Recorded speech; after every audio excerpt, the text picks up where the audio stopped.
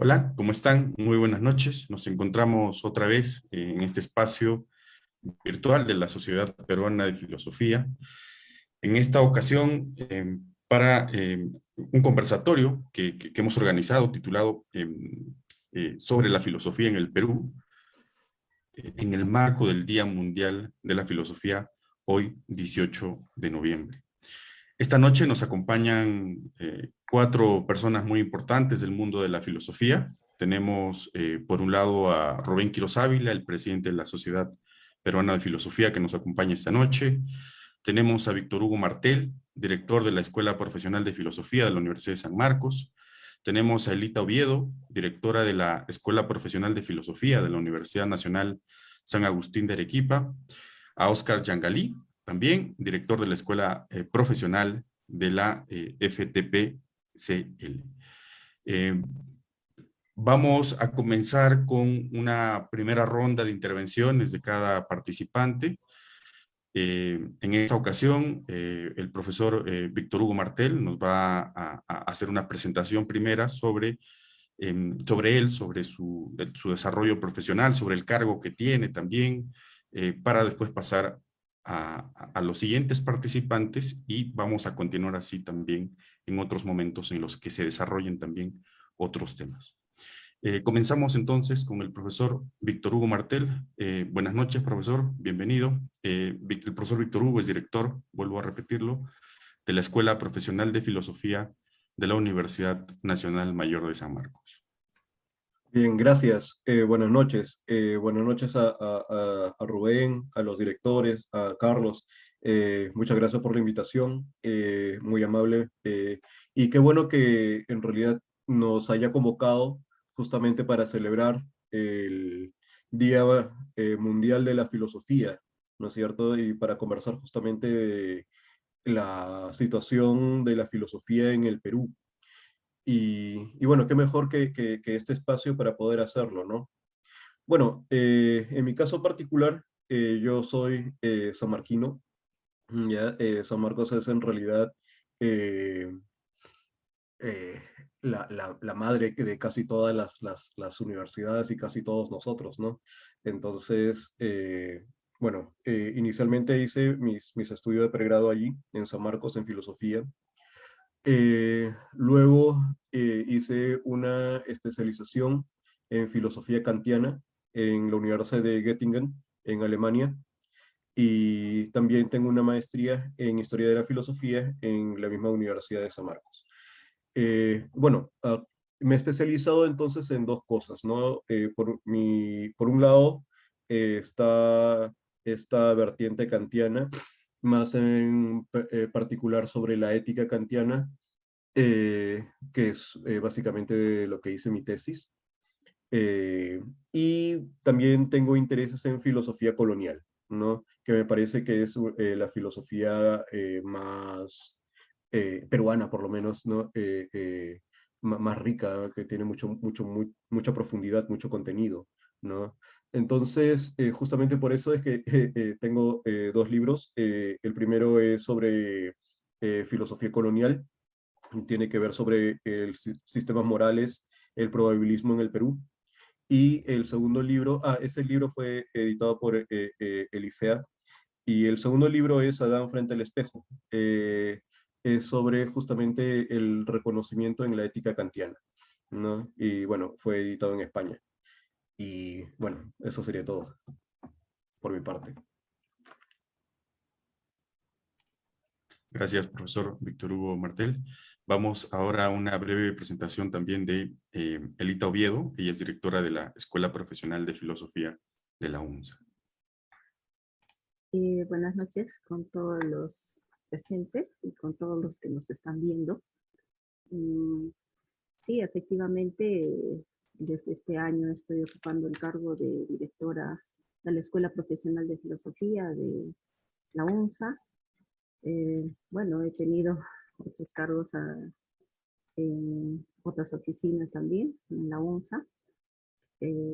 Bueno, yo tengo mucha inclinación hacia la filosofía de las ciencias, la lógica, y ahora estoy derrumbando dentro de lo que es la historia de la filosofía, sobre todo la antigua y la moderna.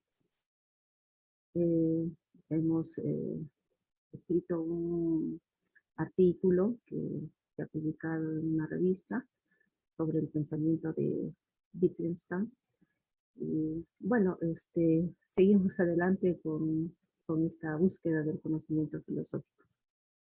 Y también mandar un saludo a todos los amantes de la filosofía por este Día Mundial de la Filosofía.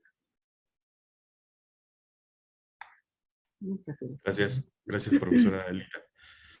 Vamos ahora con Óscar Yangalí, él es director de la Escuela Profesional de Filosofía de la Facultad de Teología Pontificia y Civil de Lima. Bienvenido, Óscar, adelante. Buenas noches con todos. Yo también agradezco la oportunidad de estar aquí en esta convocatoria por el Día de la Filosofía. Asimismo, feliz Día de la Filosofía para todos. Yo me encuentro ocupando también el cargo de director de la Escuela Profesional de Filosofía en la Facultad de Teología Pontificia y Civil de Lima desde el año pasado, del mes de enero. Yo soy magíster en filosofía y bueno, egresado también de la misma especialidad por la Universidad Católica, la Pontificia Universidad Católica del Perú, y trabajo principalmente temas también referidos a la escolástica, bueno, escolástica medieval y también la escolástica barroca en su relación con el virreinato del Perú, ¿no? Acá también tenemos entonces bastantes temas en común, parece ser con Víctor, probablemente. Y es solo que, bueno, en mi caso yo no me he dedicado tanto al aspecto de la ética o la política, sino más bien al aspecto de la metafísica, la epistemología, ¿no? Concretamente, en el caso de la filosofía medieval y barroca, al pensamiento de Tomás de Aquino y de Francisco Suárez. Y en el caso del Perú, bueno, estamos actualmente dirigiendo una investigación acerca de José de Aguilar, que es un jesuita peruano, eh, por la agrupación de la Escolástica Colonialis, que también trabaja a cargo del profesor Sandro Donofrio en la Universidad Católica. Bueno, eso creo que sería todo lo que puedo ir diciendo. Gracias. Gracias, Óscar. Vamos ahora con Rubén Quiroz Ávila, él es presidente de la Sociedad Peruana de Filosofía. Bienvenido, profesor, adelante. Muchas gracias, Carlos. Buenas noches, Óscar, Víctor, Elita. Saludos desde Lima. Y en nombre de la Sociedad Peruana de Filosofía, decirles a ustedes también muchas gracias por acompañarnos en esta conversación. Y a todos aquellos que nos están viendo, darles un saludo muy cordial, muy cálido a todos y todas, y recordarles que su compañía, su activismo, su preocupación, porque la filosofía tenga los espacios, las dimensiones, ¿no? Que permitan el diálogo, los vasos comunicantes, sigan existiendo, ¿no? La UNESCO nos recuerda hoy, como tercer jueves de cada mes de noviembre, su importancia a nivel global, ¿no? Y bien lo han indicado mis queridos colegas, es el origen del pensamiento humano, es el origen con la cual todos nos vamos cada vez, a veces olvidando, ¿no? De lo importante, de lo inexcusable que es el ejercicio del pensar. Los seres humanos tienen que pensar, necesitan filosofar, ¿no? En mi caso particular, yo enseño filosofía en San Marcos ya hace una década, ¿no? Y tengo dos orientaciones. Me dedico al tema de la filosofía peruana y latinoamericana, no tanto en investigación como en docencia, y a la estética, ¿no? Digamos, son los horizontes en los cuales me voy moviendo académicamente.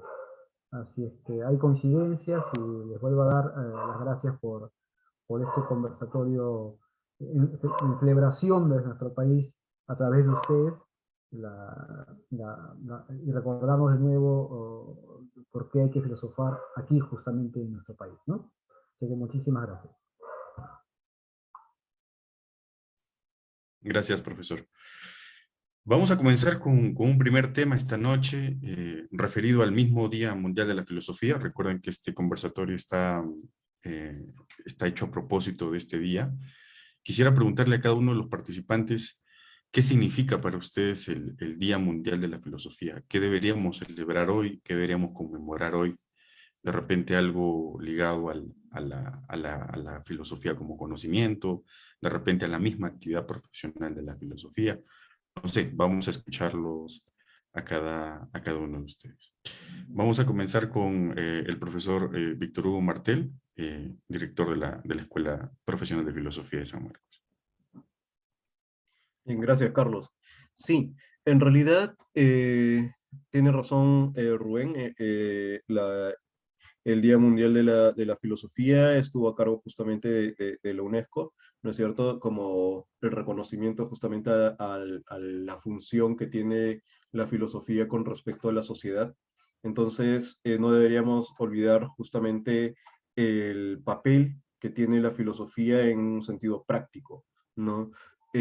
A veces, muchas veces, hacemos que la filosofía tenga este sentido de privilegio, ¿no? De que solamente unos pueden hacer filosofía, pero creo que uno de los retos de la filosofía es justamente hacer que la filosofía sea más accesible, ¿no? A la gente y que ella misma se dé cuenta de la importancia que tiene con respecto a la sociedad y como una forma una fuente de resolución de problemas sociales, ¿no?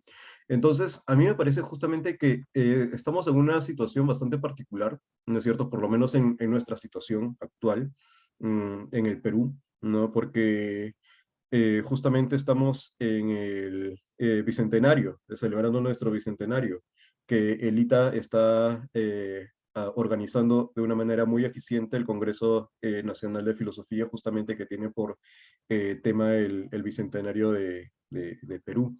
Y justamente en esta situación de pandemia, ¿no? Entonces, eso también enfrenta a la filosofía con muchos otros temas que tienen que ver también, por ejemplo, con la situación política que en el Perú se está viviendo, ¿no es cierto? Por ejemplo, tenemos 200 años de república, pero en realidad tendríamos que evaluar si es que se ejerció esa república realmente, ¿no? Y si es que hay algo que celebrar, por ejemplo, ¿no? Entonces yo pienso que esos son temas son los que la filosofía debería evaluar, ¿no? Y bueno, justamente pensando en el Día de la Filosofía, que tiene que ver justamente con el carácter crítico, que tiene que ver con la situación coyuntural del Perú, de nuestra situación en la que estamos ahora, ¿no? Eso es lo que pienso. Gracias, Víctor Hugo. Vamos ahora con la misma pregunta sobre lo que puede significar para cada uno de ustedes el Día Mundial de la Filosofía. Vamos con Elita Oviedo, directora de la Escuela de Filosofía de la UNSA. Ok, gracias. Sí, pues efectivamente lo que menciona Víctor Hugo es muy importante. Tenemos que tener en cuenta que, bueno, por lo menos este día debe hacernos recordar de que todos los seres humanos de una u otra forma somos filósofos por tener esta capacidad de pensar, ¿no? Esta característica. Entonces, creo que una de las labores que nosotros debemos poner de relieve es que, en principio, desde donde estemos, debemos hacer que las personas realicen esta actividad de reflexionar, de tener un pensamiento crítico ante todos los problemas que se nos ponen enfrente. Víctor Hugo ha mencionado estos dos problemas que justamente van a ser la temática de nuestro congreso, ¿no? El bicentenario y la pandemia que nos ha tocado muy duro, muy duro. A muchos hemos perdido muchos seres queridos, ¿no? Hemos pasado momentos tristes, pero también nos ha permitido tener ciertas fortalezas. Entonces, uno examina ese contexto y dice, ¿no? Y se hace preguntas filosóficas. ¿Qué somos como seres humanos? ¿Qué esperamos? ¿no? Cómo debemos enfrentar estos problemas. Todo eso también nos ayuda cuando revisamos la historia de la filosofía, ¿no? Porque estos no son de repente problemas que simplemente se están planteando ahora, sino que algunos pueden ser problemas que ya vienen desde tiempos muy remotos, desde la antigüedad, y que ahora siguen calando en nosotros, ¿no? Nos hacemos a veces las mismas preguntas, ¿no? Yo creo que hasta ahora nos seguimos preguntando, por ejemplo, ¿qué podemos hacer para ser felices? ¿No? Que tanto esto lo anunciaban, digamos, los filósofos de la antigüedad, entonces la búsqueda de la felicidad. Nos seguimos replanteando esto, miramos otros contextos, de repente el contexto político, ¿no? Que también estamos atravesando. O sea, que si damos una mirada a nuestro alrededor, básicamente es una fuente, digamos, muy poderosa de donde puede estar la filosofía, sabiendo que la filosofía, pues, le interesan todos los campos, ¿no? Así la ética, la política, la estética, todo le interesa a la filosofía. Entonces, yo creo que todos podemos aportar desde donde estamos para ir viendo y solucionando, aunque yo pienso que más que solucionar la filosofía, como decía Bertrand Russell, debe ser una buscadora de problemas, de poner frente a nosotros los problemas. Y una vez que ya detectamos cuáles son los problemas, pues ahí viene ya básicamente qué se puede hacer frente a esos problemas.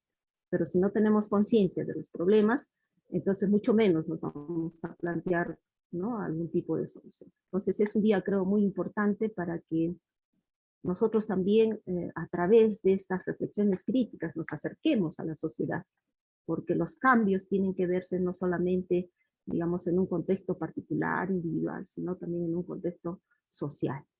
Y yo creo que la filosofía efectivamente puede aportar muchísimo allí.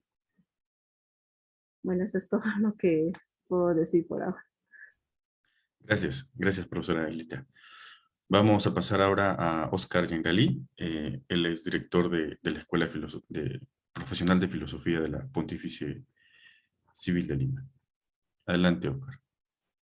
Sí, creo que la respuesta más general tal vez podría provenir del mismo Aristóteles, ¿no? Quien decía pues que todos los hombres desean por naturaleza saber, todos los seres humanos, por supuesto, ¿no? En general, la filosofía, o creo que el Día de la Filosofía debe ser un día para recordar, ¿no? Digamos, esta actividad humana tan natural que es el deseo de saber, y por tanto también el deseo de cuestionar y problematizar las cosas que se nos vienen, ¿no? Que nos dicten, que digamos siempre ocurren, nos dicen, y a partir de eso, justamente tomar conciencia de la importancia que tiene esta disciplina en nuestro día a día y también académicamente, ¿no? Ya sea, por ejemplo, en la universidad o incluso en los colegios, un tema que se podría también mencionar. Pero sobre todo, recordar que esa es una actividad intrínsecamente humana y que por supuesto que no se reduce al filósofo que ha estudiado, ¿no? Digamos que ha estudiado la carrera de filosofía, que tiene los estudios, sino que justamente, como decimos, es el día de la filosofía, no tanto de los filósofos, ¿no? Esa sería mi respuesta. Gracias, Oscar. Ahora pasamos con la misma pregunta al profesor Rubén Quiroz Ávila, presidente de la Sociedad Peruana de Filosofía. Efectivamente, la filosofía, tal como el recordatorio de la UNESCO indica, ¿no?, es una celebración, ¿no? Una celebración respecto a lo que los seres humanos como tales han tenido como característica principal en la evolución, que es pensar, ¿no? Y el pensar, seguro, es una eh, aparentemente tendencia natural, ¿no?, pero que se ha ido olvidando, ¿no? Se ha ido olvidando, se ha ido descartando, se ha ido combatiendo, se ha ido excluyendo. Y como saben, aquellos que estamos en estas latitudes, en América Latina o en el Perú, el ejercicio de la reflexión no es lo mismo que en un país cuyas tradiciones son distintas y un tanto más auspiciosas en tanto a la defensa del ejercicio del pensamiento. En pocas palabras, pensar en el Perú no es lo mismo que pensar en Estados Unidos o en Europa en general, ¿no? Y esto lo digo porque para nosotros, y más para una situación de profundas inequidades sociales, de desigualdades constantes, ¿no? De incertidumbres, el ejercicio de pensar puede parecer en nuestro país un acto de vanidad, ¿no? Porque muchas personas están pensando más bien en cómo sobrevivir todavía, ¿no? Y un poco de lo que queremos, por lo menos desde mi punto de vista, subrayar, es que cuando uno piensa, tiene que pensar desde dónde está pensando, pero desde dónde ejerce la reflexión. No puede pensar uno con pretensiones universales sin, creo yo, ¿no? Estar consciente del contexto en el cual uno está ubicado. ¿Ya? Entonces, pensar desde América Latina o pensar desde el Perú es muy distinto, ¿no? Que pensar desde otro punto geográfico o cultural. Digo distinto porque la agenda tiene que ser contextualizada. La agenda reflexiva, seguro hay preguntas que son genéricas, ¿no?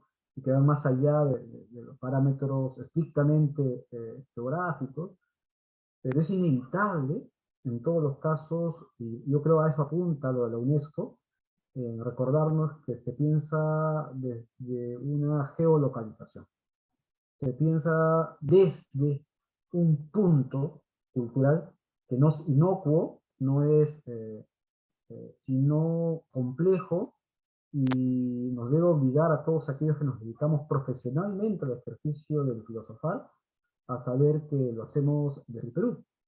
Y yo creo que eso es lo que nos recuerda, ¿no? Eso es lo que nos recuerda también la UNESCO, darnos cuenta o ayudarnos a ampliar nuestro campo perceptivo respecto a la reflexión, asumiendo que lo hacemos desde una circunstancia, como diría Ortega, ¿no?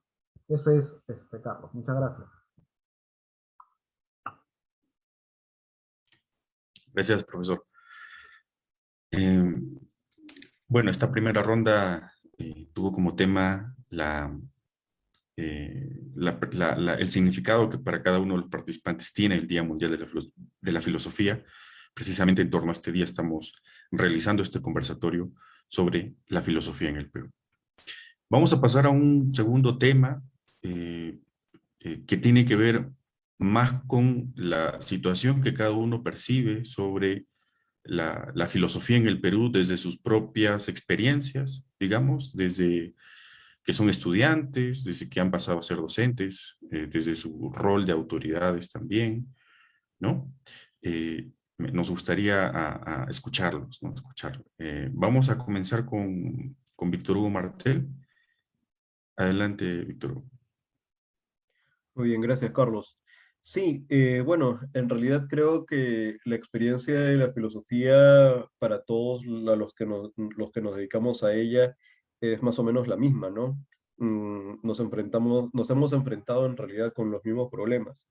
Eh, Creo que uno de los problemas que persiste, ¿no? Pero que tiene que ser abordado de una manera más creativa, ¿no? Es justamente esta idea, por ejemplo, que ya tiene que ver un poco con la percepción tradicional que la gente tiene acerca de la filosofía, ¿no? Que la filosofía es aburrida y que no sirve para nada, ¿no? Que es una percepción así bastante usual, ¿no? Entonces, bueno, que también dentro de los estudiantes de filosofía, cuando nosotros somos estudiantes, en realidad no sabemos muy bien qué hacer o a qué dedicarnos, por ejemplo, ¿no es cierto? Y la idea clásica, tradicional, es que un estudiante de filosofía debe terminar como profesor de filosofía, ¿no? Y eso me parece una idea errada, ¿no? Una idea errada. Yo por eso es que yo pienso que en realidad la filosofía tiene que ser más creativa ahora, ¿no? En este momento. Yo pienso que en realidad hay muy pocos espacios en el Perú en el que un filósofo puede o puede encontrar una oferta, ¿no es cierto?, para ejercer su carrera. ¿Ya? Entonces, el reto con el que nos vemos nosotros como filósofos es generar estos espacios dentro de la sociedad para que nosotros podamos desempeñarnos. Entonces, la visión clásica acerca de la filosofía como profesor de filosofía, creo que es algo que tiene que desterrarse un poco, no solamente del común de la gente, sino también del ámbito académico, ¿no? Desde la universidad. Es decir, los alumnos no solamente deben tener una expectativa de ser profesores, sino que también pueden ser gestores culturales, por ejemplo, ¿no es cierto? Pueden dar asesorías, pueden preparar discursos, ¿no es cierto? Entonces, hay una serie de cosas que un filósofo puede hacer, pero que la sociedad en realidad en el Perú no se nos ofrece. Entonces, nuestra tarea es justamente buscar estos espacios y crearlos, ¿no? Eso me parece que es un problema que así particularmente a todos nos afecta, ¿no?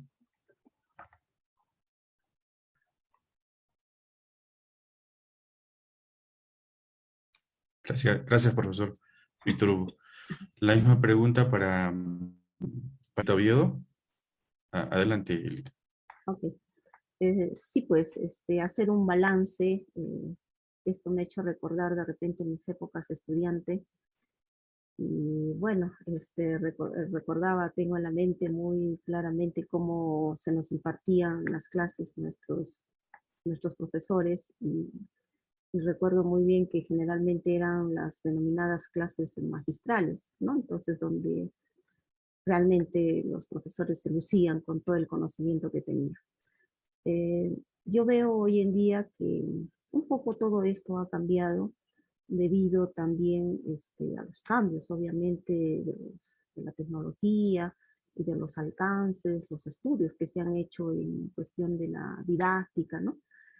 Y veo pues con mucho agrado que hay muchas maneras de incentivar al alumno, o sea, los roles han cambiado.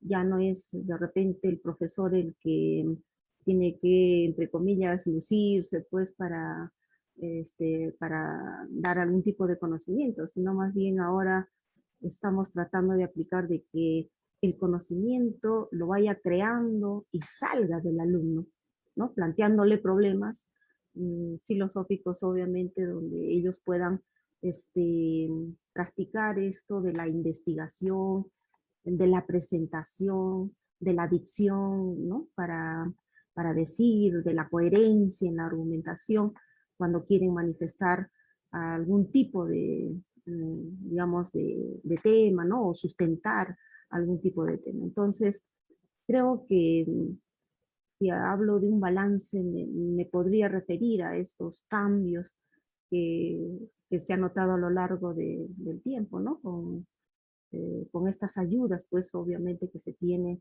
de estos avances en la tecnología. Y también porque he notado mucho, por lo menos en Arequipa, el interés que tienen muchos estudiantes, por decirnos, de otras carreras, por estudiar filosofía. Nosotros tenemos alumnos de derecho, varios, tenemos alumnos que estudian, que ya son incluso médicos de profesión y trabajan como médicos y quieren estudiar filosofía, tenemos ingenieros, muchos de ellos muy interesados en la filosofía, ya sea tanto en el pregrado como en el posgrado. Entonces, es interesante cómo la filosofía se está proyectando, ¿no? Para que estos, de repente, profesionales puedan prepararse también en el campo de la filosofía como una, digámoslo así, una herramienta que muchas veces nos han compartido y señalan que les ayuda muchísimo en sus propias carreras, ¿no? Sobre todo a los abogados, porque ahí tienen que utilizar mucho lo que es la lógica, y bueno, estudian, les gusta mucho este tema de las falacias, por ejemplo, ¿no? Ver cómo en su campo muchas veces es usado para defender algún caso, etcétera. Entonces creo que la filosofía se está enrumbando de acuerdo a los intereses y a las necesidades que se va encontrando en el medio donde uno se va a desarrollar, ¿no? Y creo que yo soy muy optimista en este sentido porque también vemos que hay más interesados en estudiar filosofía por una u otra razón. Y que los campos en los cuales nosotros, por ejemplo, desde la UNSA estamos proyectando dentro de nuestra malla curricular, no solamente es prepararlos como docentes, ¿no? Que es obviamente el análisis que nosotros hemos hecho donde más se ocupan nuestros egresados. Pero tenemos otro grupo que se ocupa dentro de lo que es la investigación. Incluso ya hemos contactado con algunos exalumnos que han hecho su grupo, están publicando en revistas indexadas, ¿no? Y bueno, tenemos un menor campo en lo que son proyectos, los proyectos educativos. Entonces, nos estamos enfocando, digamos, en esas tres áreas para formarlos, para que finalmente su campo también pueda ser mucho más grande y tengan apertura, quizá. Aunque muchos dicen, a veces nos comentan que más que pensar en una cuestión lucrativa, ¿no? La filosofía es más, como diríamos, ponerse en la camiseta ese amor por el saber, el conocer, el tener mover esa, ¿qué les diría? Esa inquietud de buscar más allá de lo que de repente aparentemente se presenta, ¿no? Eso es lo que podría decir. Gracias, profesora Elita. Vamos con la misma pregunta a Oscar Yangali. Adelante, Oscar. Claro, ¿no? Normalmente siempre escuchamos la crítica esta que se suele hacer, ¿no? De los profesores de filosofía o del tema de que los que estudiamos filosofía no siempre deberíamos terminar siendo profesores. Sin excluir, por supuesto, lo importante que es esta labor, ¿no? Porque sin duda alguna tiene que haber profesores de filosofía especializados en sus áreas, comentadores incluso, aunque no digo que alguien lo haya dicho, ¿no? Pero digamos, en otros lugares a veces se suele decir eso, ¿no? Como que los profesores de filosofía o la gente que está especializada en un tema, no sé, Tomás de Aquino, por ejemplo, solamente está comentando, ¿no? Pero no está aportando nada nuevo, no está construyendo nada nuevo.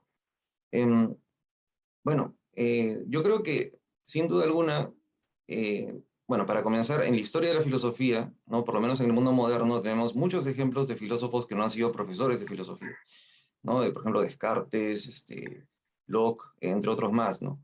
Y sin duda alguna, estos señores representan un rol importante dentro de la gestación del pensamiento.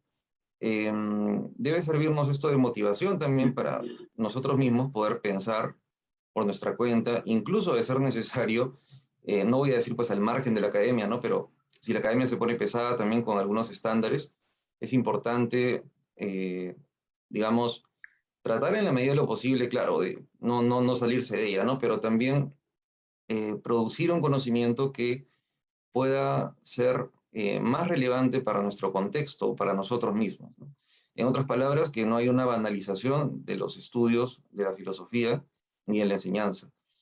Em, Creo que esto es algo más bien que, como se está diciendo, ya se está haciendo, ¿no?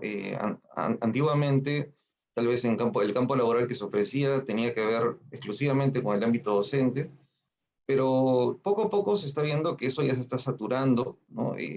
Además, hay también motivos propiamente de la academia que estimulan a que uno, pues, efectivamente se ponga a investigar por su cuenta cosas, o tenga iniciativas propias, lo que está bien. Y creo que en ese sentido, el futuro de la filosofía en el Perú, a mí me parece que podría ser bueno, ¿no? Podría ser bueno porque se va a producir una nueva situación que va a permitir que haya personas que se dediquen al estudio y a la enseñanza de la filosofía, tanto, digamos, respetando la enseñanza académica, ¿no? Pero al mismo tiempo también preocupados por su situación vital, ¿no? Por nuestra realidad social y cosas por el estilo, ¿no? Que digamos, son muy importantes y han sido dejadas de lado por los profesores de filosofía hasta donde podemos evidenciar, ¿no? Por supuesto que esto no es tanto una crítica, digamos en el sentido, pues, eh, excesivamente de juicio, ¿no? Sino más bien simplemente es una realidad, ¿no? Que ha ocurrido, ha sido palpable por nosotros en general, y creo que en lo posible, nosotros que somos más conscientes de ella, nos toca pues corregirla. Muy bien, gracias, gracias, Oscar. Pasamos ahora con la pregunta a Rubén Quiroz Ávila. Adelante, profesor. Gracias, Carlos. Bueno, es verdad que las humanidades en general, digamos, no son bienvenidas en ciertos modelos, ¿no? De gobierno, ¿no? Y la filosofía forma parte, digamos, de este rechazo y que se va notando con claridad, pero también es bueno hacer una autocrítica como gremio, ¿no? En el Perú, nuestro gremio filosófico tiene dos esquemas de funcionamiento, o sea, aquellos que lo hacemos profesionalmente, ustedes son los directores de varias de las escuelas en el Perú, pero está también la Ruiz de Montoya, está la Vía Real, ¿no? Está la Universidad Católica, ¿no? Que forman parte de esta mesa, ¿no? Digamos, de universidades o instituciones que están vinculadas a la formación profesional y que se allana pues a los requerimientos de toda formación profesional, ¿no? Ese proceso formativo de investigación, una estructuración que le da una perspectiva de la filosofía, etcétera, ¿no? Y si lo hacemos en mediciones estadísticas, ustedes saben que aproximadamente hay unos 40 o 30 ingresantes por año en cada una de las escuelas, seguro en San Marcos un poco más, debe ser por ahí, pero estamos hablando de unos 200 a 300 que ingresan anualmente a estudiar filosofía en el país. Y uno se hace la pregunta, ¿y por qué hacen este ingreso, no? Y luego, y si pensamos en la parte final de su formación, ¿cuándo se egresan, no? A nivel de estándar, la tasa de deserción en todas las carreras en general, en el primer año suele ser el 20%, 22%, ¿no? Las carreras en el Perú, pues sea cual fuere su disciplina, ¿no? Y que seguro se aplica también a las carreras como la de filosofía, ¿no? Y que se va agudizando después conforme acaba. Entonces, hay todos unos 5 años en la que esta formación se da y hay una consecuencia a nivel de impacto laboral y a nivel de el producto final, que es en este caso un estudiante con cierto tipo de competencias, destrezas, habilidades que han sido incorporadas en ese proceso, ¿no? Y saben ustedes que la gran parte se dedica evidentemente a temas de docencia, ¿no? Eh, algunos por pasión y otros porque está la oportunidad ahí y hay que tomarla, ¿no? Eh, eh, por lo tanto, hay un ejercicio que habría que hacer constantemente si las carreras nuestras están por lo menos siendo calibradas, ¿no? A los requerimientos, tanto a nivel laboral como de competencias, ¿no? Y las competencias no están requeridas necesariamente en el ámbito de la docencia, ¿no? Un proceso global de alta incertidumbre seguro necesita mentes muy creativas, muy innovadoras, en la cual un filósofo está completamente entrenado, debería estar entrenado para eso constantemente, ¿no? Por lo tanto, sus implicancias laborales incluso pueden ir más allá y deberían ser más allá del ejercicio docente, ¿no?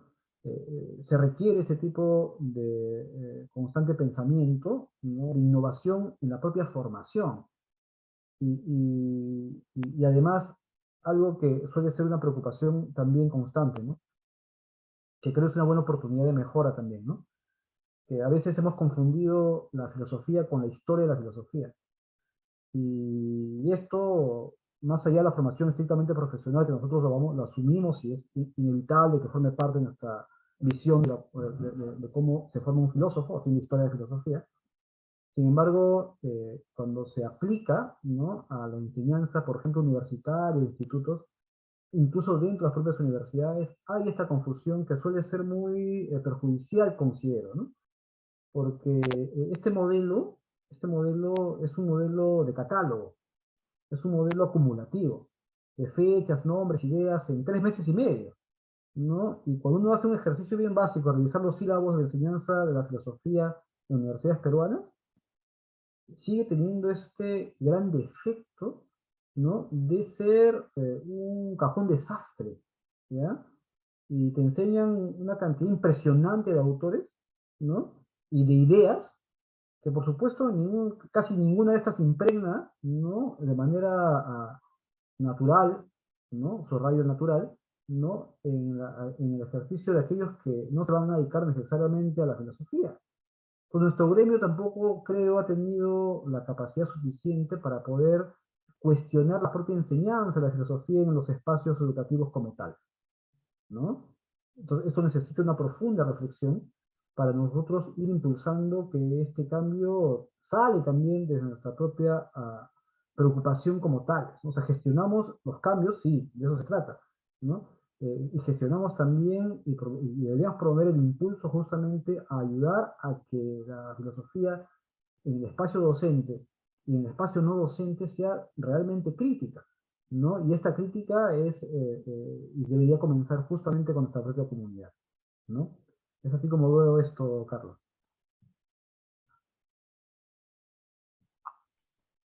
Gracias, profesor. Hemos terminado con esta ronda segunda de preguntas sobre la situación de la filosofía en el Perú desde la experiencia de cada participante.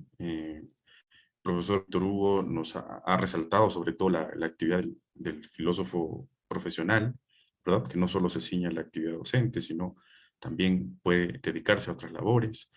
Y en torno a esto habría que ver un cambio de perspectiva. La profesora Elita nos ha hablado de los cambios en el tiempo, del aprendizaje, la enseñanza de la filosofía, también cómo interviene la tecnología en este tema. Oscar Yangalí ha resaltado la importancia del desarrollo de la filosofía fuera de las instituciones, ¿verdad? Y Rubén Quirós ha hecho mención los formación de la filosofía y también resaltando el tema de que no es lo mismo hacer filosofía que historia de la filosofía. Vamos a pasar a una siguiente ronda de preguntas, estando todavía en este momento, digamos, de la situación de la filosofía. Y esta es una pregunta inevitable, ¿no? Sobre la filosofía y la pandemia. ¿Cómo han sentido este giro, este viraje en sus vidas profesionales, de docentes de filosofía? ¿Cómo también les ha podido cambiar de repente la mirada en torno a la filosofía, de repente otros enfoques? Quisiera que nos comenten un poquito sobre este tema. Vamos a comenzar con Víctor Hugo Martel. Bien, gracias, Carlos. Sí, en realidad, bueno, que en la pandemia nos ha homogenizado, ¿no? La pandemia nos ha democratizado a nivel mundial, ¿no? Que nos ha tocado experimentarla del mismo modo para a todos, ¿no? En un primer momento, por lo menos. Ha habido momentos, ¿no? Hay que diferenciar momentos en la pandemia. Pero inicialmente ha sido igual para todos, ¿no? Todos nos hemos enfrentado con los mismos problemas. Bueno, particularmente en el caso de filosofía y en la labor con la universidad, hay una cuestión que es muy importante también, ¿no? Es la percepción que el mismo filósofo tiene de sí mismo, ¿no? Porque en realidad existe también esta idea de que el filósofo es ermitaño, ¿no es cierto?, que piensa de manera aislada, ¿no es cierto?, enajenado completamente del mundo, ¿no es cierto? Entonces, una persona que esté confinada, ¿no es cierto?, en su espacio personal, en su casa, impedido de salir, en realidad es el perfecto filósofo, pues, ¿no? Pero eh, hay que tener en cuenta que también la filosofía no es simplemente un ejercicio de introspección, ¿no es cierto? Sino que la filosofía también es la percepción que nosotros tenemos del entorno, ¿no? Entonces, pienso que justamente esta idea también del filósofo aislado, ¿no es cierto?, enajenado en el mundo metafísico, un poco también debería reconsiderarse a partir de la pandemia, ¿no? Y pensarse más bien de una manera más kantiana, ¿no? Como el filósofo que irradia trascendentalidad, ¿no? Es decir, que no es que yo me defina a partir de mí mismo, sino que me defino a partir de mi entorno, ¿no? Entonces, y es eso justamente lo que nos ha sustraído la pandemia, ¿no? Es eso lo que nos ha, nos ha evitado ponernos en situación, ¿no? Nos ha descontextualizado un poco. Y pienso que más bien es eso lo que nosotros tenemos que retomar, ¿no es cierto?, como filósofos. Una reconsideración acerca de la tarea del filósofo con respecto al mundo, a la sociedad, ¿no es cierto?, a los problemas con los que nos enfrentamos, por ejemplo, políticamente, o en las instituciones, ¿no?, a las cuales nosotros pertenecemos. Entonces, esta situación de aislamiento pienso que tiene que ser motivo más bien para replantearnos a nosotros mismos, a replantear la tarea del filósofo, y, y bueno, un poco eso, ¿no? Gracias, Víctor Hugo. Pasamos con la misma pregunta a la profesora Elita. Adelante, profesora. Eh, bueno, realmente recordar estos 2 años de pandemia, bueno, por un lado me trae mucha tristeza, pero por otro lado me trae algunas alegrías también, ¿no? Porque tristeza, porque he perdido un ser muy querido, mi padre, y por otro lado porque he tenido más de cerca a mis hijos, que, bueno, estudian lejos y, bueno, me ha permitido tenerlos estos 2 años conmigo. Entonces, yo creo que si reflexionamos sobre la pandemia, yo creo que haciendo una especie de balance, ha sacado lo mejor y lo peor de cada uno de nosotros. Porque si reflexionamos, por ejemplo, sobre las vacunas, hemos visto a nivel mundial una especie de pelea por las vacunas, ¿no? De quién saca primero la vacuna, a qué precio lo van a vender, a quiénes se les va a poner primero, quién compra más, el que tiene más dinero, el que tiene menos. O sea, como digo, esto justamente a mí me ha permitido estar indagando sobre las cuestiones éticas, ¿no? En este contexto. Justamente algo de eso también voy a hablar en el Congreso. Así que por eso digo, nos ha permitido replantearnos una serie de cuestiones esta pandemia, ¿no? Hemos visto que también junto a estas preocupaciones éticas de si está bien o no lo que se está haciendo, lo que se ha hecho, está inmersa la cuestión política, porque hemos visto muchos nacionalismos, ¿no? De querer abarcar, en este caso, ser yo el primero quien va a tener la vacuna, pero ¿qué pasa con aquellos países que no tienen esta posibilidad? O sea, estamos pensando en el ser humano como que eh, se tiene que hacer una especie de selección, quién tiene derecho a vivir y quién no, ¿no? Entonces nos ha llevado también a analizar muchos problemas existenciales como seres humanos, como individuos y también cómo nos comportamos como sociedad.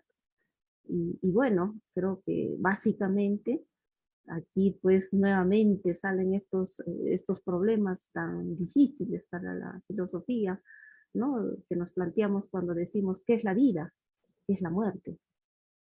Y parece que estamos en una especie de hilo que en cualquier momento estamos con vida y de pronto ya no, ¿no? Viene la muerte.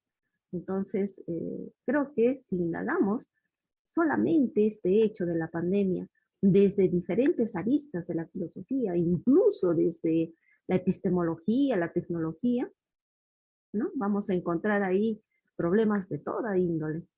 Entonces, justamente las diversas ramas de la filosofía nos permiten abordar temas, como les dije al inicio, si damos una mirada a todo lo que ocurre a nuestro alrededor, pues ahí está el caldo de cultivo para la filosofía.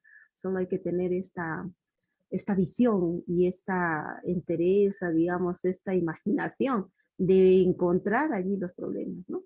Para poder de alguna manera darlos a conocer qué es lo que está pasando, para que también, digamos, desde otras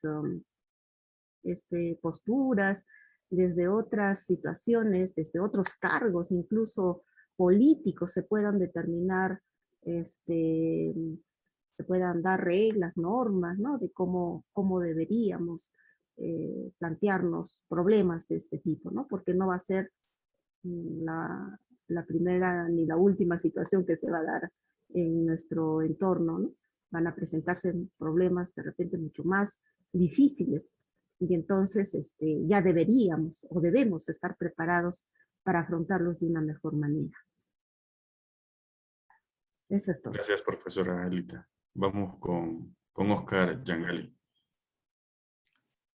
Y bueno, esta pandemia definitivamente ha sido un desgaste, ha sido una tragedia para muchísimas personas en el Perú también, evidentemente. Y bueno, y también de hecho, lo que a veces cotejamos en los medios de comunicación es que pareciera que lo más esencial, ¿no? Que saber que todo extremo es malo, se hubiese olvidado, ¿no? En ese sentido, siempre estamos presenciando, pues, que la facultad de cuestionamiento acerca de lo que dice tal medio, tal otro o tal persona, se empezara, pues, a reducir o, en todo caso, a desaparecer, ¿no? En ese sentido, creo que la filosofía, ahora en tiempos de pandemia, tiene que ser una manera necesaria digamos, tiene que ser un ejercicio necesario dentro de nuestro quehacer, porque si no, pues vamos a seguir siendo, eh, vamos a seguir siendo personas que no vamos a estar en la capacidad de cuestionar todo aquello que escuchamos, nos quieren bombardear de información por un lado o por el otro, ¿no? Y bueno, ahora, con relación al tema concretamente de la filosofía académica, tal vez, en la pandemia, ¿no? Bueno, hay algo, bueno, definitivamente la educación virtual no es, a mi parecer tampoco, al menos yo considero, no es pues la mejor manera de enseñar la filosofía, de interactuar con las personas, hay una pérdida ahí eh, que, bueno, pues que, que hemos tenido que afrontar, ¿no? Pero al mismo tiempo se ha generado una ventaja, ¿no? Que es que hay muchas cosas que antes de la pandemia no se habrían hecho, ¿no? No se hacían virtualmente, porque sencillamente la gente no se atrevía a hacerlas o era sumamente conservadora con esto, ¿no? Y ahora esto ya está quedando acá, ¿no? Está quedando acá y ya esperemos sea irreversible y bueno, pues siga adelante, ¿no? El tema de la divulgación filosófica, la enseñanza filosófica también por medios virtuales. Creo que eso es algo positivo que digamos, que se está generando en esta ocasión. Y también, ciertamente, esta pues es la pandemia, ¿no? Es un problema que va a pasar, vamos a tener que superar, pero ya creo, una vez pasado todo esto, vamos a poder como que tener una visión un poco más balanceada, ¿no? De la educación virtual y también de la educación presencial dentro de lo que corresponde a la filosofía. Bueno, creo que en ese sentido, la pandemia también nos ha hecho reflexionar acerca de la misma educación, de la filosofía, así como el problema de la vida, de la muerte, y no solamente temas relativos pues a la contingencia, ¿no? Sino también al tema de la enseñanza, al tema de cuál sería el mejor modelo de repente para poder seguir transmitiendo la filosofía, que bueno, son cosas pues que se pueden seguir debatiendo, pero lo importante es que ya están aquí y bueno, ya son irreversibles, ¿no? Gracias. Gracias a ti, Oscar. Vamos adelante con el profesor Rubén. Pues sí, pues la pandemia es una tragedia, ¿no? Global, pero se ha vuelto mucho más duro, eh, tristísimo, ¿no? En aquellos lugares en los que las oportunidades para salvar la vida no han existido, ¿no? Y en nuestro país hay más de 200.000 muertos. Somos el quinto país a nivel mundial ¿no? En cantidad, pero que también ha revelado una total orfandad de la infraestructura de salud, ¿no? Y por supuesto de respaldo ah, de un país que, en la cual se había construido una narrativa de prosperidad, ¿no? Y se nota, y se ha notado porque la mayoría de la gente que ha muerto no ha tenido oportunidad de salvarse, ¿no?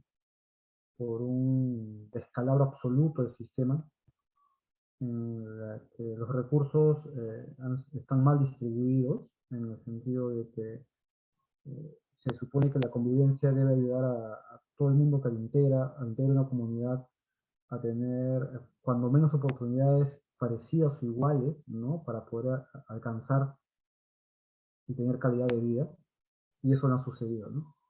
Y la filosofía no puede estar callada frente a esa situación, ¿no? Es factible, como bien han dicho, que nos lleva a una reflexión muy profunda respecto a los principios con los cuales hemos estado conviviendo, ¿no? Y hemos interiorizado los asuntos de pensar sobre los límites de la vida, sobre las propias fronteras de la muerte, ¿no? Impactados seguro todos nosotros aquí por personas muy cercanas, por familiares. Entonces, es una etapa en la que la filosofía cumple un rol que ha debido tener casi siempre, ¿no? Es acompañar, ¿no?, a las personas a entender y comprender estas situaciones, ¿no? El dolor es prácticamente incomprensible, ¿verdad?, ¿no? Es difícil. Eh, Sin embargo, sí, seguro puede aliviar algunas palabras desde el ejercicio filosófico que nos hagan entender que la vulnerabilidad, la fragilidad de nuestras vidas es parte justamente de todo el círculo de vida, ¿no? De todo el círculo en el cual hemos estado desde la evolución nosotros inevitablemente lo asumimos como tales, ¿no? Y esto es porque la filosofía tiene un rol ahí. Si no lo hace, o si no lo ha hecho, es aprovechada por espacios religiosos, ¿no? La religión cubre la narrativa de consuelo y la hace de manera muy perjudicial porque lo que logra es feligreses, ¿no? Convierte, evangeliza, ¿no? Da actos de fe, pero no explica, ¿no?, o racionalmente por qué suceden las cosas, porque apela a un factor, como ustedes saben, muy externo, ¿no? O sea, las deidades resuelven casi todo, ¿no? O la otra manera es la orfandad, o sea, que no tenga ninguna explicación, ¿no? Y se introduzcan lecturas esotéricas, eh, explicaciones de índole incluso comercial, ¿no?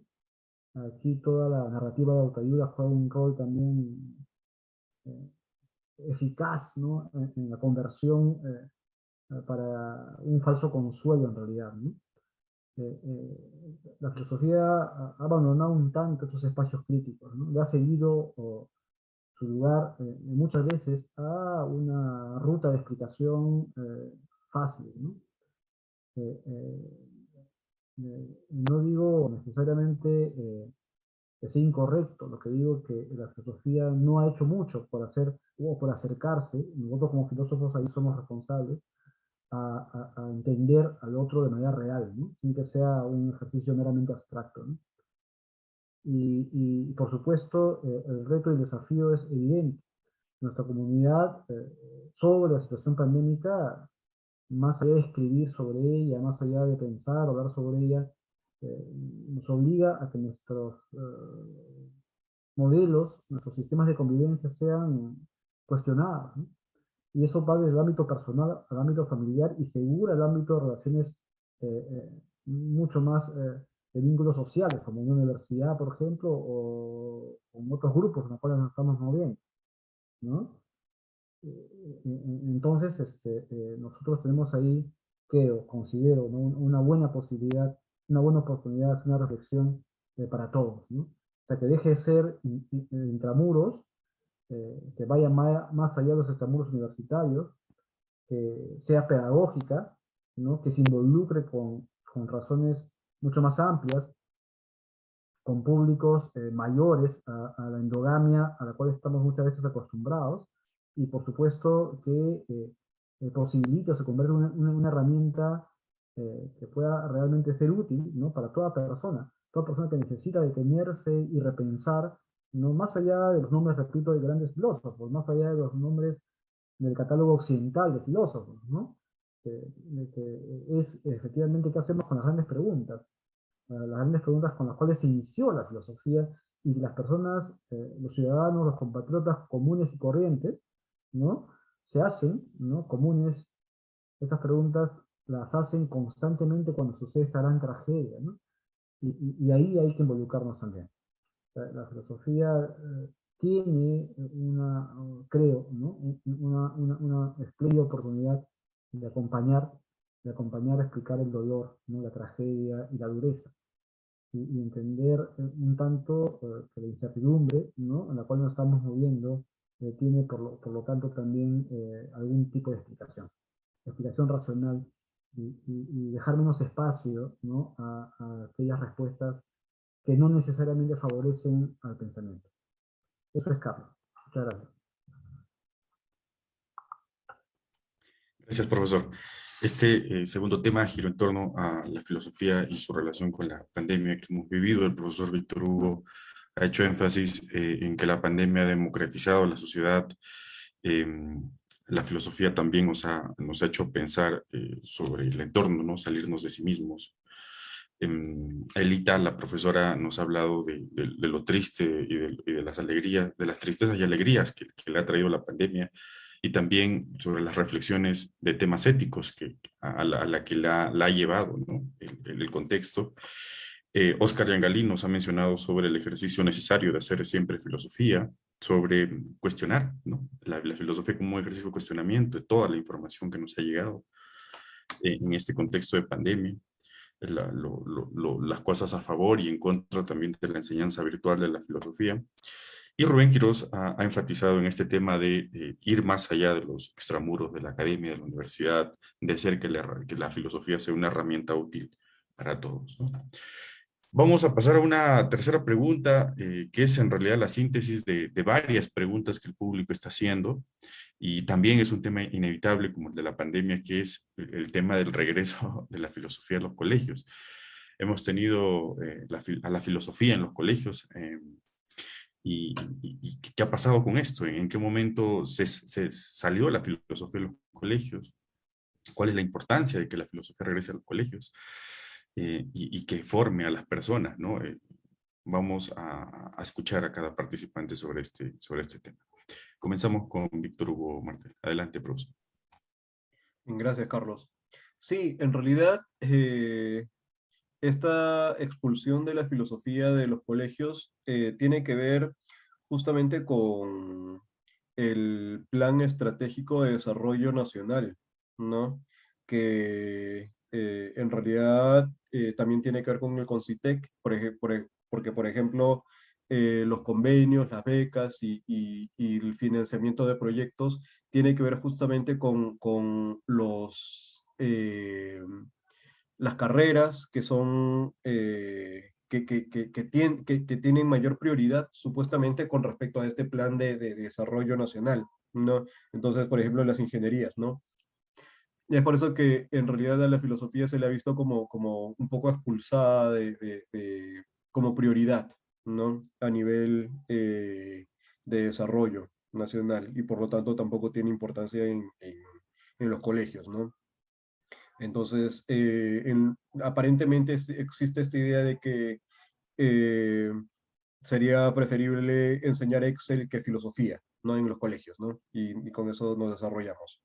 Eh, pero bueno, la cuestión es que en realidad, y esto creo que ya se había tocado, creo que lo había tocado Rubén, ¿no? En el sentido de que la filosofía en los colegios usualmente era vista como de una manera más histórica, ¿no? Como la recopilación de datos, ¿no? Entonces era solamente los filósofos, ¿no es cierto? Y la memorización de lo que cada uno de ellos había dicho, Y entonces es por eso que existe esta percepción de la filosofía como inútil. Pero justamente pensando en eso, es que yo pienso que la filosofía enseñada en los colegios sí tiene que retornar, ¿ya? Pero debe retornar no como no desde una perspectiva histórica, sino más bien como una actividad, ¿no? Una actividad. Entonces, la actividad del filosofar, ¿no es cierto? Justamente hay un movimiento mundial, ¿no? Esto se practica en muchos países, ¿no? Esto empezó en Estados Unidos con este filósofo Matthew Lipman. Estoy hablando de filosofía para niños, ¿no? Filosofía para niños. Entonces, filosofía para niños es una corriente, como te decía, mundial, ¿no es cierto? No solamente empezó en Estados Unidos, se propagó por Latinoamérica, se enseña en Brasil, Argentina, Chile, Ecuador, en Australia, ¿no? Entonces, y bueno, la idea de esta filosofía para niños o con niños es justamente también reevaluar el concepto que nosotros tenemos de niño, ¿no? Porque usualmente se dice, no se puede enseñar filosofía si es que los chicos no tienen un nivel de abstracción suficiente. Y ese nivel de abstracción recién lo adquieren en la adolescencia, ¿no? Entonces se está pensando justamente al niño en un sentido descalificador, ¿no? Como si no tuvieran una lógica, como si no pudieran entender problemas abstractos. En cambio, en filosofía con niños se tiene la idea más bien de que los niños tienen su propia lógica, ¿no? Y que los adultos más bien tienen que poder modular su lógica a la lógica de los niños, ¿no?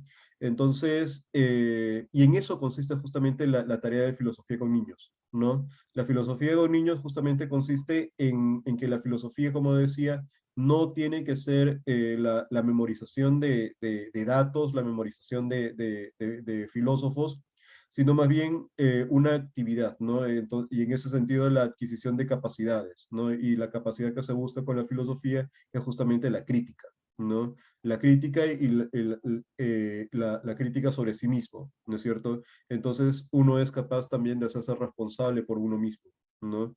Y eso genera también mayores competencias a nivel personal, ¿no? Eso es lo que pienso. Gracias, profesor Víctor Hugo. Adelante, profesora Elita. Coincido, coincido plenamente con lo que ha mencionado Víctor Hugo, porque sí, pues efectivamente eh, ha habido experiencias, ¿no? Que se han notado mucho en los colegios, donde la filosofía era simplemente una especie de relato de autores y de este seguimiento histórico.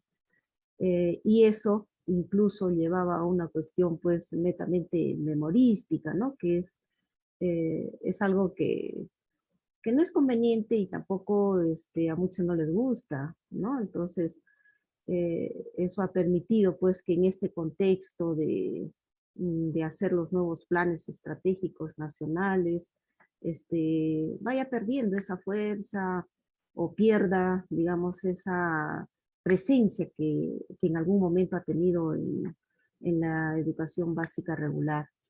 Nosotros también estamos de acuerdo en que se dicte el curso de filosofía en los colegios, justamente también nuevamente trayendo a colación el Congreso. eh, Va a haber una mesa especial que va a tratar este tema del regreso, ¿no?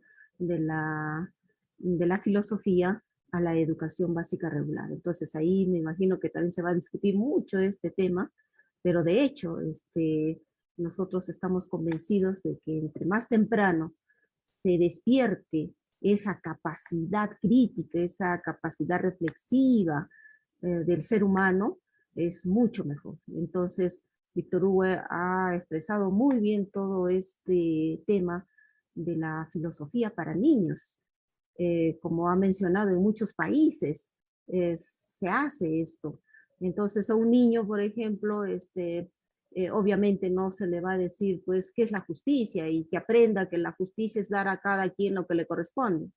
Bueno, se podrá memorizar o algo, ¿no? Pero si se le enseña con ejemplos, ¿no? De repente poniéndole situaciones en la que se le diga, está bien, está mal, es justo, no es justo, y el niño va a responder, ah, entonces va adquiriendo esa capacidad, ¿no? Y finalmente va a decir por qué es justo y por qué no es justo. Y miren, esto lo podemos hacer obviamente en diferentes niveles. Y yo creo que ya los chicos de secundaria están preparados para ir incursionando en estas capacidades, porque cuando llegan a la universidad, muchos alumnos de primero, verdaderamente a mí a veces me sorprenden, ¿no? Porque llegan con tal capacidad y uno dice, pero ¿cómo sabe esto? Si es un poco más, ¿no? Abstracto o más profundo, y verdaderamente que sí, sí, sería genial. Y también depende, ¿no? De la organización que se tiene, porque, no sé, también escuché comentarios, ¿no? Que se decía, por ejemplo, que quienes deberían dictar los cursos, de repente en este contexto, también pues en este caso serían los filósofos, dictar matemáticas, que dicte el matemático, pues, ¿no? Que es el especialista, y de esa manera vamos teniendo mejores cuadros de acuerdo a los cursos, a las capacidades que se les va dando a estos jóvenes. Yo creo que sí, o sea, no creo que esto no pasaría por una cuestión de desacuerdo, sino más bien por impulsar esto. Por una cuestión no solo de, algunos pensarán por jalar o tener beneficio para los filósofos o para otros, ¿no? Porque lo mismo ocurre de repente con los matemáticos. Los matemáticos, por lo menos he visto que en algunos colegios, sobre todo particulares, buscan especialistas. Entonces, si quieren enseñar matemática, buscan a los matemáticos para que enseñen. Creo que en el sistema nacional es diferente, ¿no? Porque tenemos toda esta escuela de educación, ¿no? Estas facultades de educación, que obviamente también se preparan para, digamos, dictar estos cursos. Entonces, ahí creo que habría que repensar esto, ¿no? Creo que desde ya impulsar en la educación básica regular las especialidades.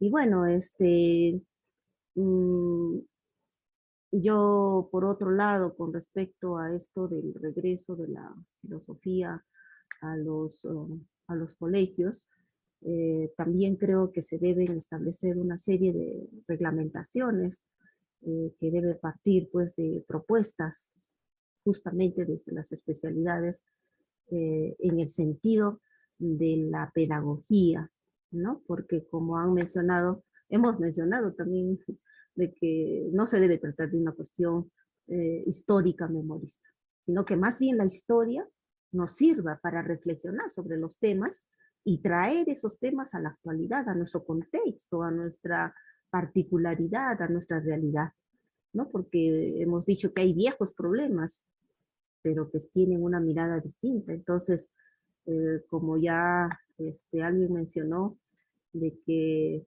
por ejemplo, un libro abierto, siempre ahí habrá, o sea, habrá una fuente de investigación, ¿no? Para la filosofía.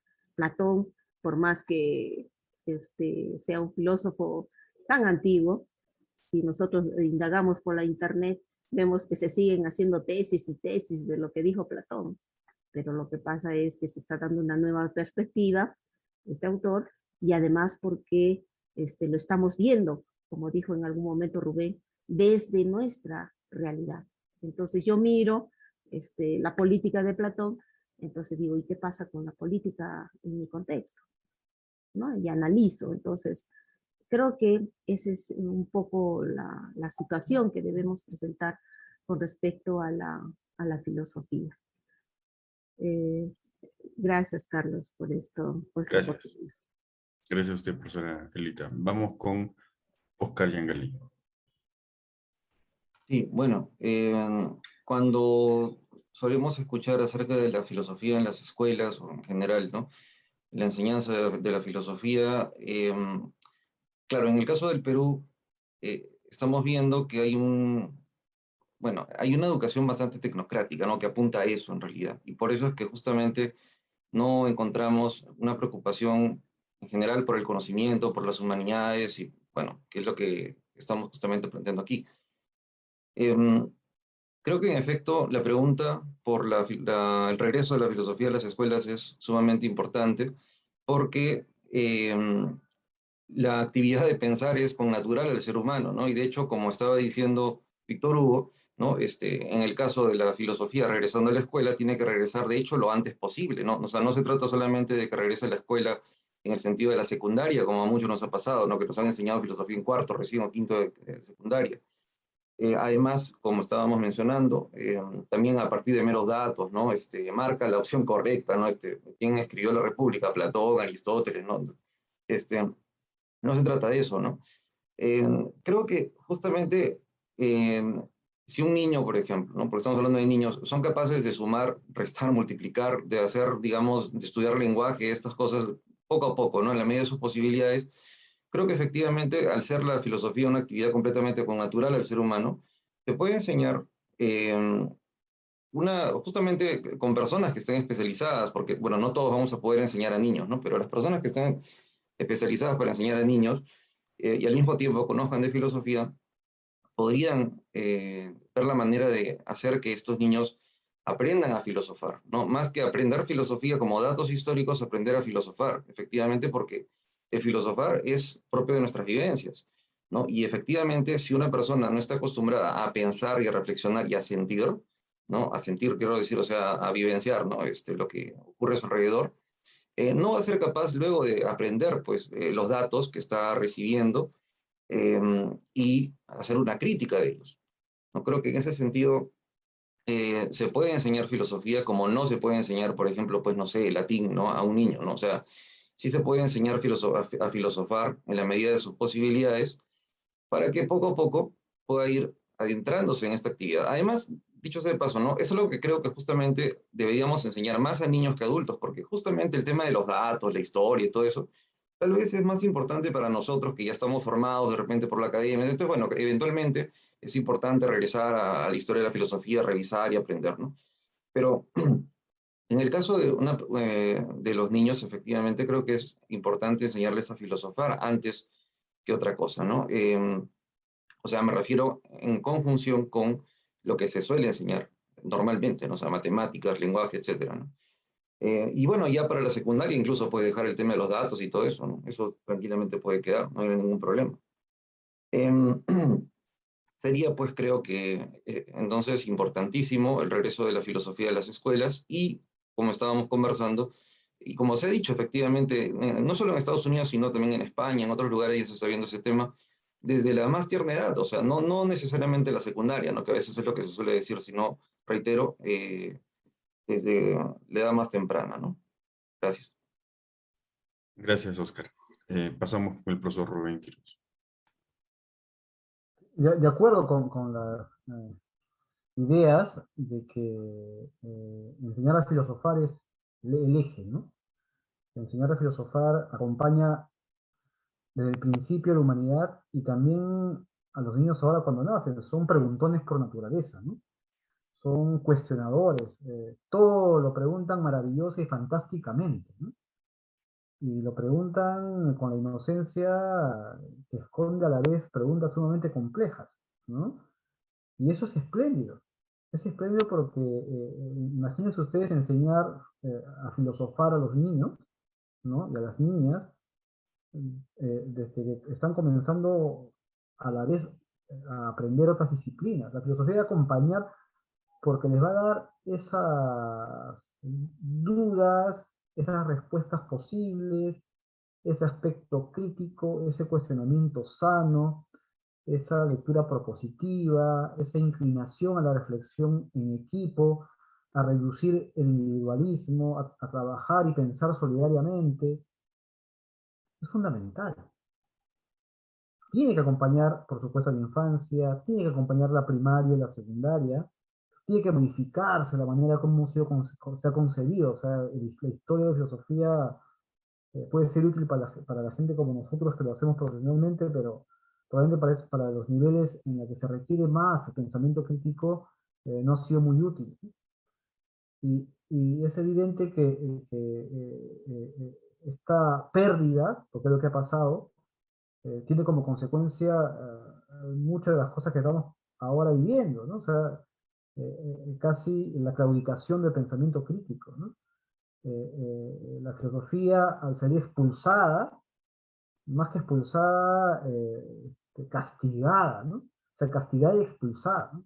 Y lamentablemente por funcionarios ligados a la filosofía, en el gobierno de Toledo, si no recuerdo mal, ¿no? Que han estado cercanos a la filosofía, que ahora pululan incluso por ahí defendiendo el regreso a la filosofía, cuando fueron los responsables, ¿no? Y eso es algo que también nosotros tenemos que tener en cuenta, ¿no? No podemos olvidar, no podemos ser desmemoriados con aquellos que teniendo la oportunidad de ayudar, ¿no? A que el país tenga escenarios de debate desde la filosofía, no lo hicieron, y más bien lo abandonaron y lo sacaron de juego, ¿no? Entonces, el hecho de estar reclamando, esperemos que no sea pues una puesta de escena inocua, sin impacto, sino que tenemos que ir, creo, encontrando maneras o rutas para ver de qué manera realmente ayuda a modificar, ¿no? La educación con su implementación en la educación. O sea, porque nosotros ahora estamos conversando y nuestro gremio lo conversa, no necesariamente significa que quienes escuchan, o sea, los grupos de interés, están oyendo nuestro reclamo. No lo sabemos, ¿no? No sabemos si lo que estamos nosotros conversando y mostrando honestamente nuestras preocupaciones, lo van a atender. Entonces es momento de pensar si los mecanismos del mensaje que estamos intentando transmitir de esta defensa y el regreso de la filosofía a los colegios y a toda la formación escolar en realidad, van a ser atendidas políticamente, ¿no? Y de qué manera podemos nosotros, tal vez ahora que estamos, son directores de escuela, los invito a hacer un manifiesto conjunto, ¿no? Y podemos invitar, por supuesto, a otros interesados también, y hacer que los mecanismos de llegada real a quienes toman decisiones sucedan, ¿no? Si no, vamos a estar como lo estamos hace años, de nuevo, haciendo un ejercicio más cercano a una puesta de escena, lamentablemente, seguro muy intensa y válida, que llegando, ¿no? a aquellas personas que nos pueden ayudar, ¿no? Y es legítimo porque ustedes lo han descrito espléndidamente, ¿no? O sea, los seres humanos no pueden dejar a un lado o diseminar siquiera el pensamiento crítico, y la filosofía es sumamente útil para eso. Y eso se necesita, realmente. Muchas gracias, Carlos. Gracias, profesor. Hemos terminado con esta tercera ronda de preguntas sobre la filosofía y su retorno a los colegios.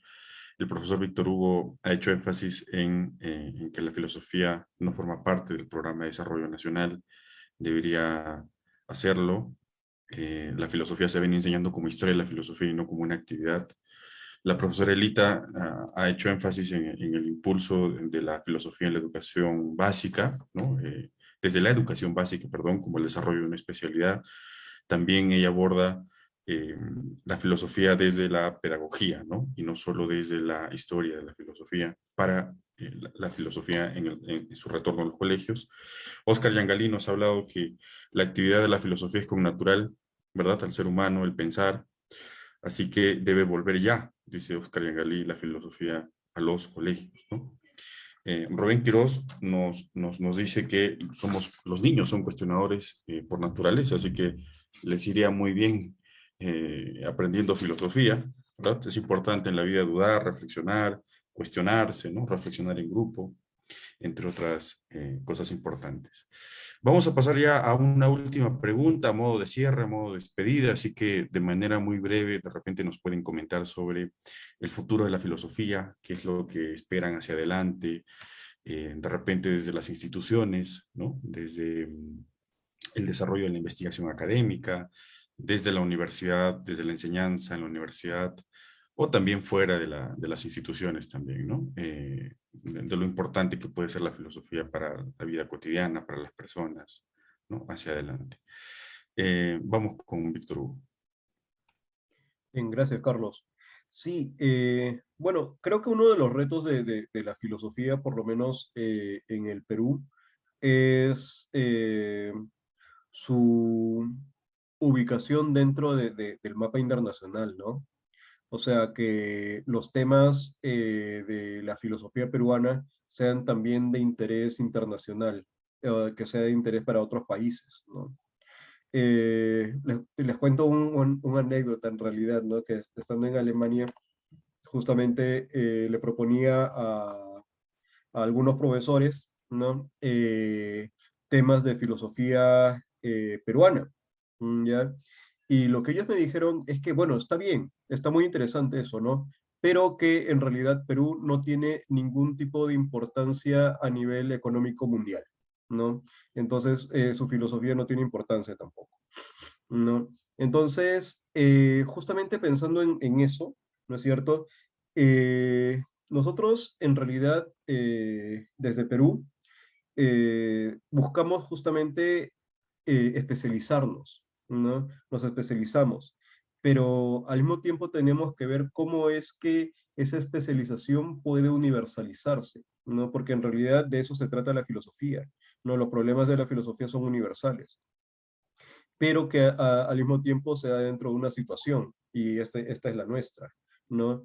Entonces, no se trata justamente, y creo que ya lo habían dicho antes, no se trata de hacer una copia de la filosofía europea, ¿no es cierto? Sino que más bien partir de problemas peruanos que están localizados, ¿no es cierto? Y que de ahí formular problemas que sean de talento universal, ¿no es cierto? Y que conciten interés de todos, ¿no?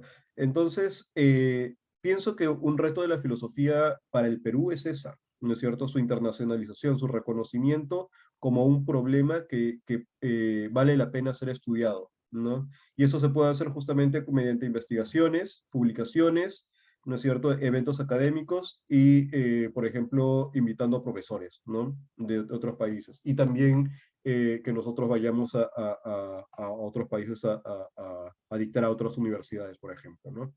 Y eso pienso que en realidad podemos hacer justamente entre nosotros un intercambio, ¿no es cierto? Un intercambio de profesores, ¿no? Que justamente alimentaría esta comunicación, ¿no?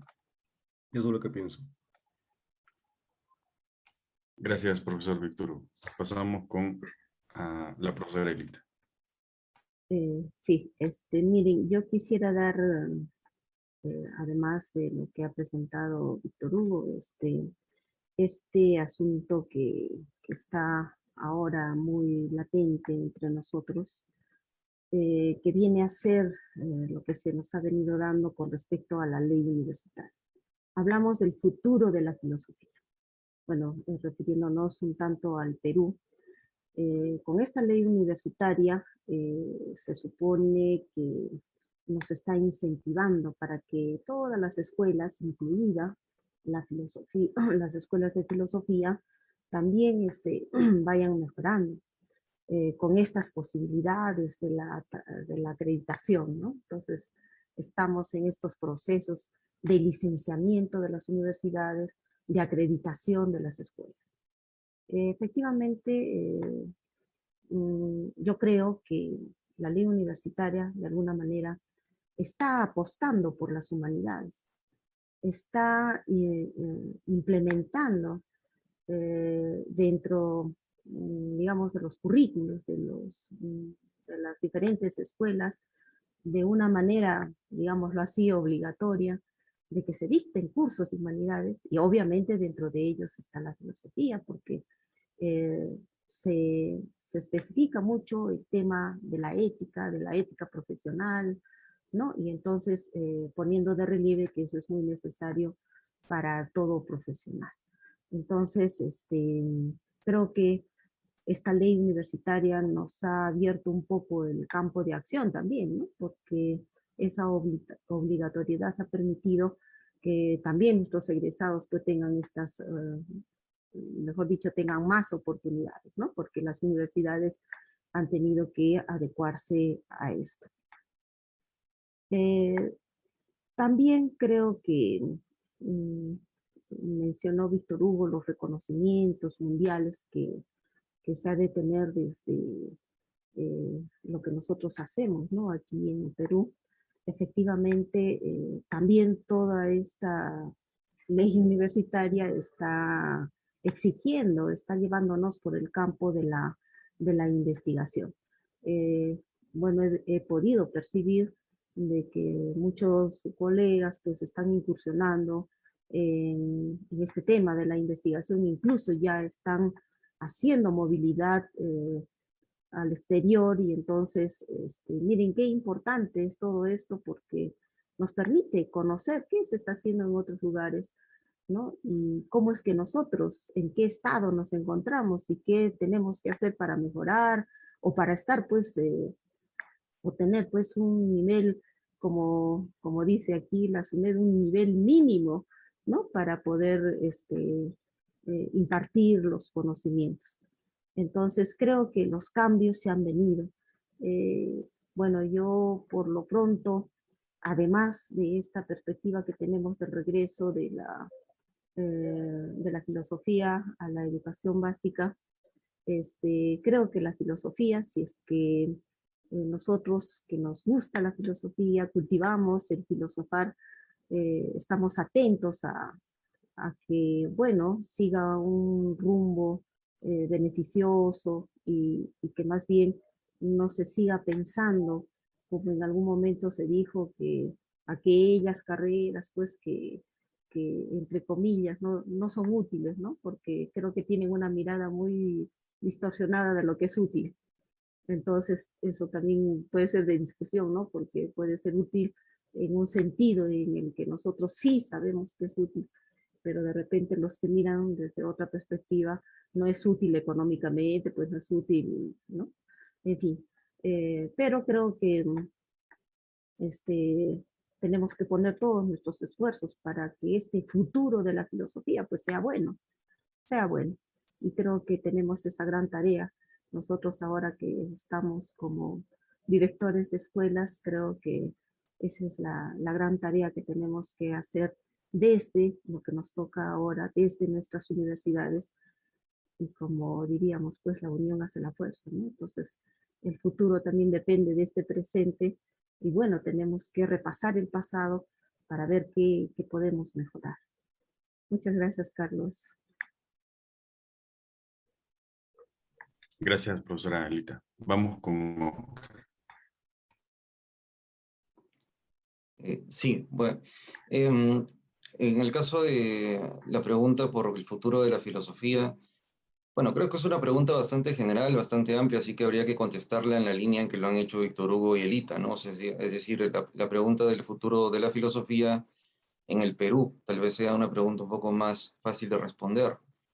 Eh, bueno, en efecto, creo que una cosa que es muy importante, o bueno, una de las críticas, de hecho, que ahorita recuerdo, ¿no? De Salazar Bondi, por ejemplo, a la filosofía peruana, era, una de las críticas era pues la falta de continuidad que ha habido en la historia del pensamiento peruano, ¿no? O sea que, por ejemplo, en un momento fuimos pegados a la escolástica, después fuimos pegados a tal otra tendencia, tal otra, tal otra, tal otra, pero nunca hemos generado un pensamiento original, etcétera, ¿no? Bueno, al margen de que estemos de acuerdo y en qué medida o no con todo lo que diga Salazar Bondi, creo que es verdad que esta crítica es sumamente válida, ¿no? Es decir, creo que en el fondo parte del ejercicio de la filosofía que hemos tenido, en parte por, o sea, digamos, de aprender solamente datos, y recopilar y todo esto, puede contribuir a que esto se haya sedimentado, ¿no?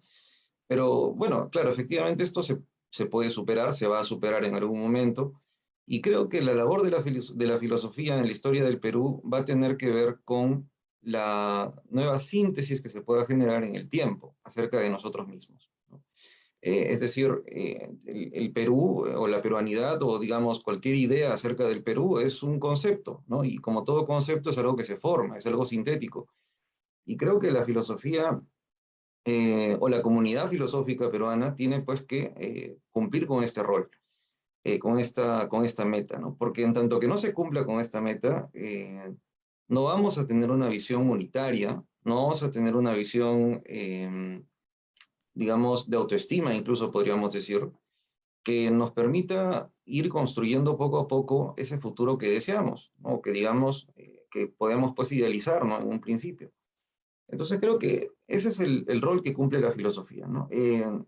También en relación con lo que dice Lita con respecto a la SUNEDO y, bueno, y la ley universitaria también, no, está muy bien, digamos, pues el ejercicio de la ley, el acatamiento y el mejoramiento y la supervisión de las universidades. Se habrá que mejorar lo que haya que mejorar, ¿no? Posteriormente, pero es importante continuar con esto, ¿no? Porque si no, pues estamos hablando, o sea, mejor dicho, ¿de qué estaríamos hablando, no? O sea, si es que estamos constantemente criticando solamente para derrumbar y destruir lo que alguien hizo.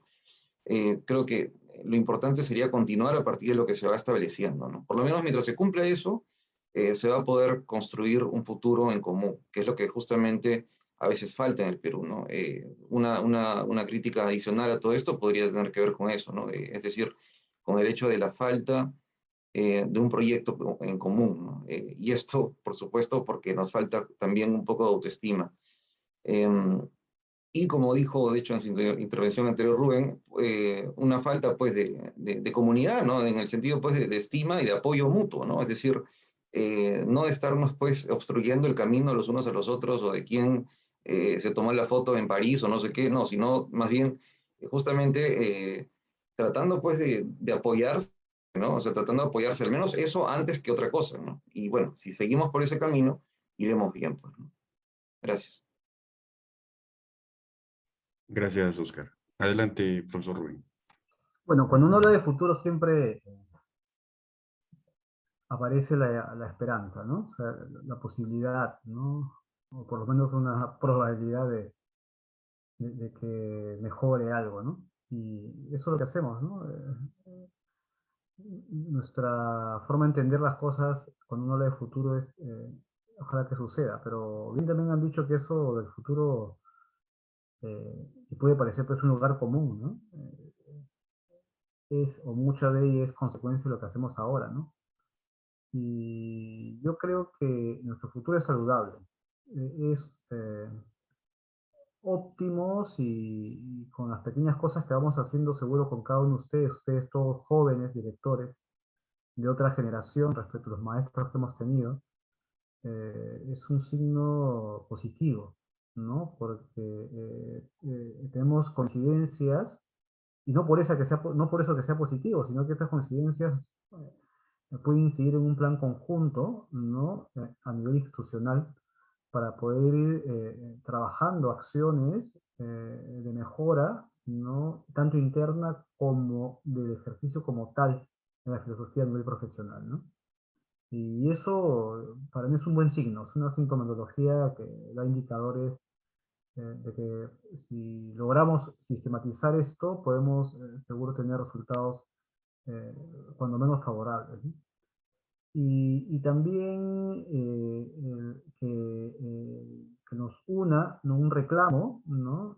Como el regreso de la filosofía, es una buena coincidencia, ¿no? Al final la tragedia puede unir, pero y esperamos el triunfo después cuando se incorpore, pero también ir pensando en que nosotros tenemos, felizmente, ciertos deberes que nos han sido encargados, ¿no? No solamente como autoridad, sino como filósofos, ¿no? Y ello implica pues la producción, como bien lo ha dicho Víctor Hugo, Lita y Oscar, a nivel de actividades académicas, de intercambio docente, producción bibliográfica, de construcción de publicaciones, de temerografía, de compartir el conocimiento, ¿no? De pensar en equipo, pensar en colectivo, ¿no? Y eliminar de una vez por todas esta suerte de figura estereotipada del filósofo sabelotodo, del filósofo agónico, ¿no? Nietzscheano, ¿no? Decadente, ¿no? Que más parece un personaje de caricatura o de un mal manga que lo que está sucediendo ahora. Ahora no tenemos que asumir responsabilidades con la seriedad y el profesionalismo que se requiere, ¿no? Lo demás hay que dejarlo para esas claves decimonónicas, acaso divertidas, pero un tanto irresponsables, ¿no? Los filósofos somos profesionales, necesitamos cada vez profesionalizar mejor incluso nuestros propios procesos de publicación y de gestión, ¿no? E incorporar un pensamiento más solidario, más cooperativo, de manera permanente, ¿no? De manera permanente, seguro algunos lo han estado haciendo cuando se están asociando, la misma Sociedad Peruana de Filosofía tiene esa vocación, etcétera, y que hay que seguir incentivando, ¿no? Yo los saludo, los sigo invitando, como esta noche, a seguir dialogando y hacer tal vez algún pequeño plan conjunto, ¿no? Para poder ir trabajando algunas cosas. Eso es, Carlos, y muchísimas gracias de nuevo. Gracias, profesor. Hemos terminado entonces con esta última ronda de preguntas e intervenciones acerca de la filosofía y el futuro, las perspectivas, los retos hacia adelante de este campo disciplinario. El profesor Víctor Hugo ha resaltado el tema de la proyección internacional de la filosofía, ¿verdad? De la realización de investigaciones, de eventos, de intercambios, de pasantías, para hacer que la filosofía sea más abierta. La profesora Elita ha incidido en los avances de la ley universitaria, de la SUNEDU, de la mejora, ¿no? Dentro de la institucionalidad de la filosofía o la filosofía dentro de la institución universitaria. Oscar ha hecho alusión a la falta de un proyecto en común dentro de la comunidad filosófica peruana y finalmente el profesor Rubén ha hablado de un plan, ¿no? O sea, es decir, de tomar la posta y de construir algo en conjunto, y el reclamo de la vuelta de la filosofía a los colegios podría ser importante en ese sentido, ¿no? Bueno, muchas gracias a todos por estar esta noche. Este ha sido el evento llamado La Filosofía en el Perú, en el marco del Día Mundial de la Filosofía, celebrado hoy día 18 de noviembre. Gracias a todos ustedes por estar esta noche.